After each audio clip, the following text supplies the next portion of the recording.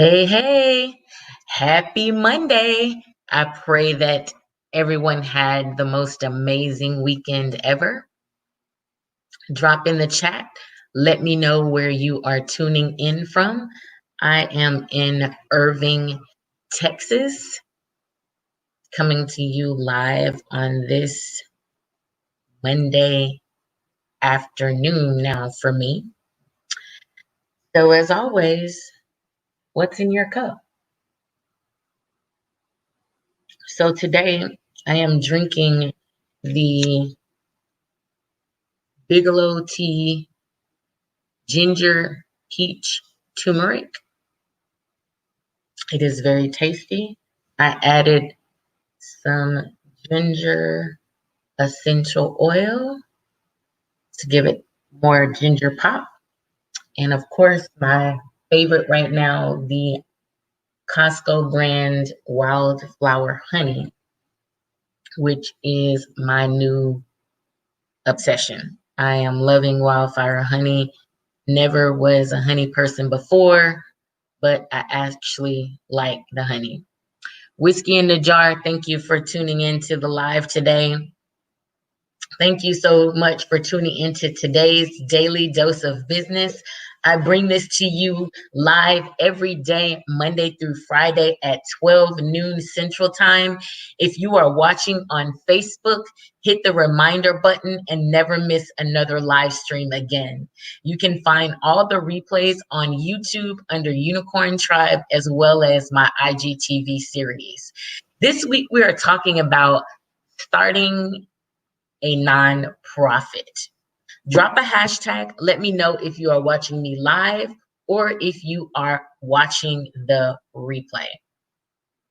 Problem we're going to be talking about today is we as passionate human beings have causes that we want to start and operate a nonprofit. I myself also have a nonprofit and a for-profit business. So the topic we're going to talk about today is, should I start a nonprofit?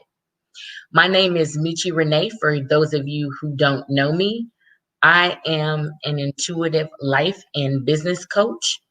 I help Christian women start, grow, and monetize a business, nonprofit, or ministry so that they can have the life they love in the business, nonprofit, or ministry that they have been called to. I remember when I first started my nonprofit, actually, I was doing it before I even officially called it a nonprofit. After my oldest child graduated from high school, during her college process and everything you go through for college readiness, I realized that there was a gap in programming for families who are not at poverty level, but their families, or they may not have been the 4.0 scholar, but they had, good GPAs, 3.5, 3.6, all these other criteria, but they didn't meet the criteria for some of the programs that are based on income because their families made too much money. And we were in that population of people that didn't have support programs because we were over on income. And so over the years, because my children have an 8.5 year gap between their ages. So over the years, I would work with people's kids, help them through the college process, applications, filling them out, knowing what they want to do, all of those things.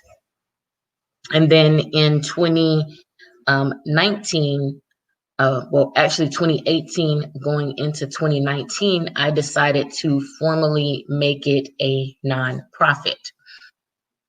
And so the name of my nonprofit is called Am I Ready? AMIREADY.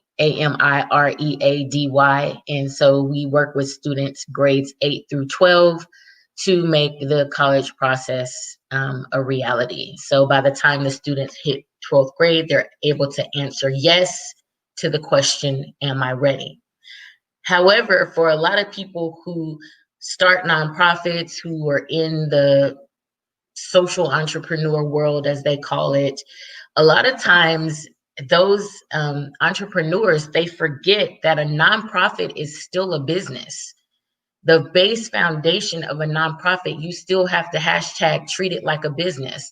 And that's what I tell any of the clients that I work with, whether it's a for-profit, whether it's a ministry, whether it's a business, the base of everything starts as a business. So you have to have that solid business foundation. I will be the first one to say, when I speak to clients and they're trying to bring me on as a nonprofit consultant, I will be the first to tell people everything shouldn't be a nonprofit. You should not create a nonprofit. The first thing I'm going to do is to tell you to create your nonprofit development plan. You're going to need to do some research to really see if what you're doing is needed in the marketplace. You know, I know people think, oh, another food pantry, another homeless shelter, you know, whatever. But that's not always the case. There are lots and lots of organizations doing the same thing that you're trying to do. So maybe you want to partner and collaborate with them. So misconception number one is people think they own nonprofits, and you do not own a nonprofit ever. You're the founder of the nonprofit, but technically speaking, you could be voted out of your nonprofit by your board of directors. You could be bumped out by your board of directors because you do not own a nonprofit. No one owns a nonprofit. And so that's misconception number one, that you own it. You do not own it.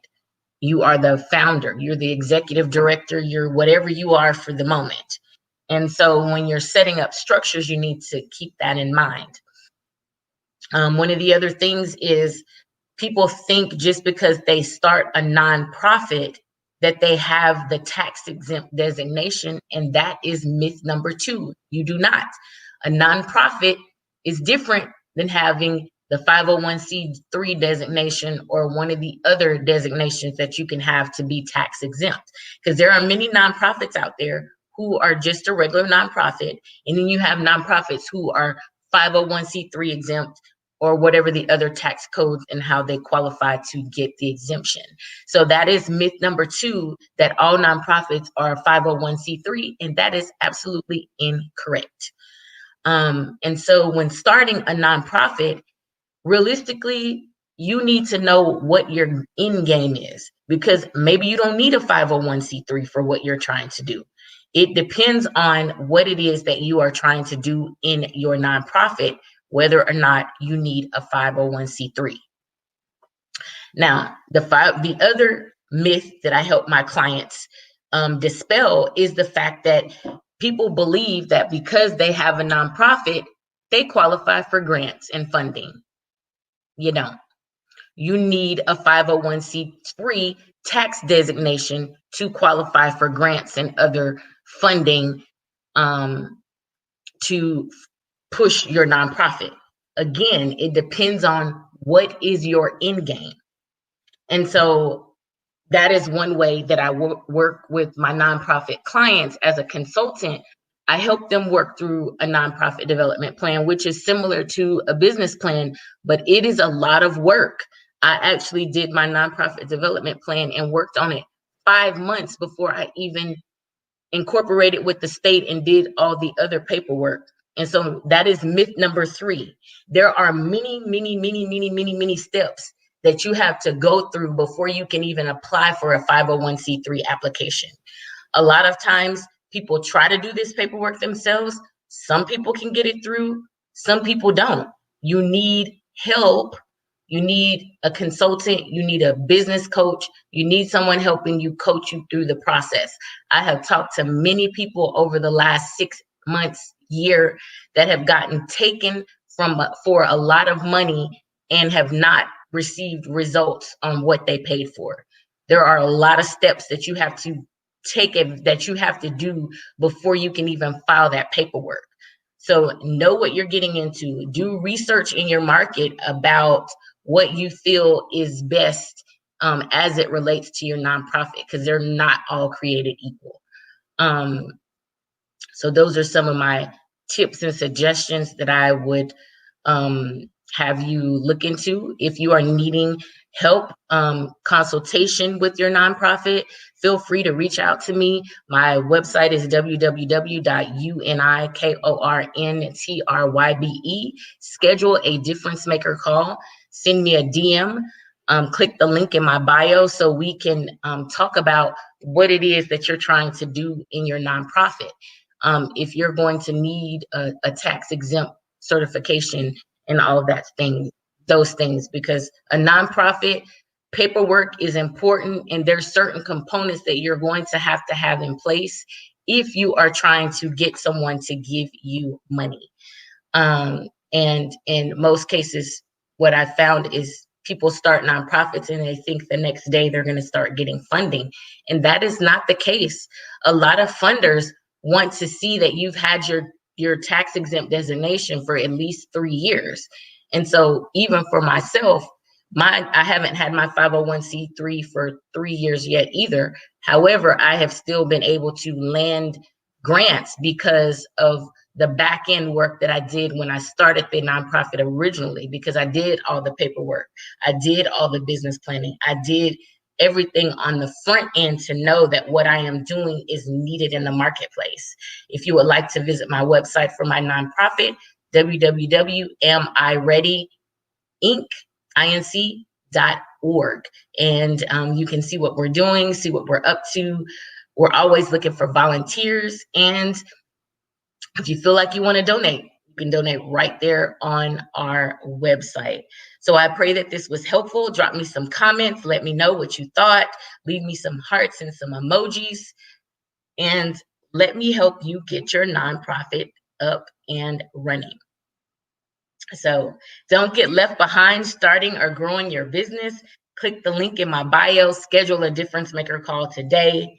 Get clear, got strategy, secure the bag.